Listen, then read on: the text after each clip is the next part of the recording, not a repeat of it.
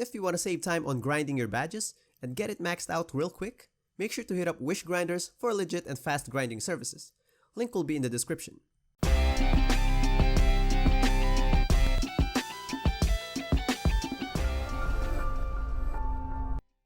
What's going on, guys? Welcome back to the channel for another video. Today we'll talk about the combination of Dropstepper and Backdown Punisher badge. So with this one, we'll talk about some of the basic tips on how to utilize your drop steps, like when to and when not to use it. And at the end of the video, I'll give my recommendation on the right blending of the badges. So right now, I assume that most of you guys know how this badge works, but for those who don't know, Backdown Punisher makes your backdown move much stronger, and Dropstepper boosts your drop steps. Like, it gives you a better frequency of these kinds of animations. I can't feel much of a difference on the length and distance though. And to do drop steps, you just need to point your left stick to the direction of the rim while back down, then tap square. You can either go this way or this way, but I highly recommend to always go this way, the spinning action. The other one doesn't work much. So now let's skip the boring part, let's go to the real thing. The tips on how to utilize this move. First and most important thing, this move is not really overpowered, and interior defense is really overpowered, especially shot stick up defense. So I advise to only do this back down plus drop step move when you have mismatch, unless you're really good.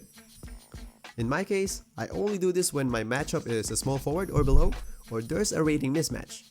I usually sit around 98, so if my matchup is like 90 or below, I'll go at them. Next one, having a mismatch doesn't mean you'll go for the shot already, after the series of moves. I only take the shot if I get this animation, like the shoving animation, or I had the decent space. This animation will freeze your defender. It's like the ankle breaker of post-ups. So if that animation didn't happen, just pass the ball for a reset.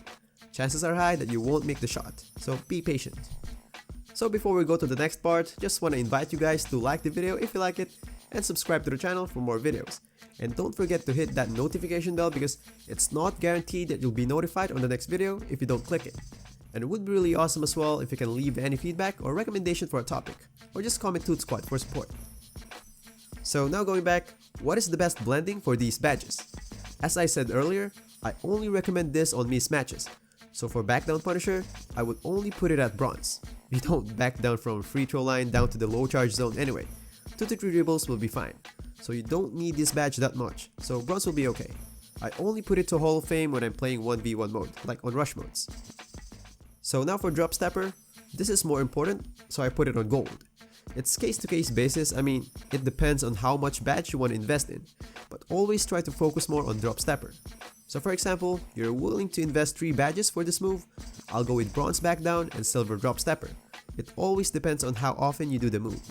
And another tip for post-ups, I only recommend to do post-ups when you have blue dominant pie chart. I mean, it's hard to finish post-ups when you don't have badges and stat to back you up. So for the summary, only do this move when you have mismatches, and only take the shot when you had that shoving animation. And for the badge setup, always focus on Dropstepper, and bronze backdown Punisher will be enough. So that's all for this video. If you like it, please smash that like button, and don't forget to drop by the channel for some other videos, and as always, stay safe and happy gaming, guys.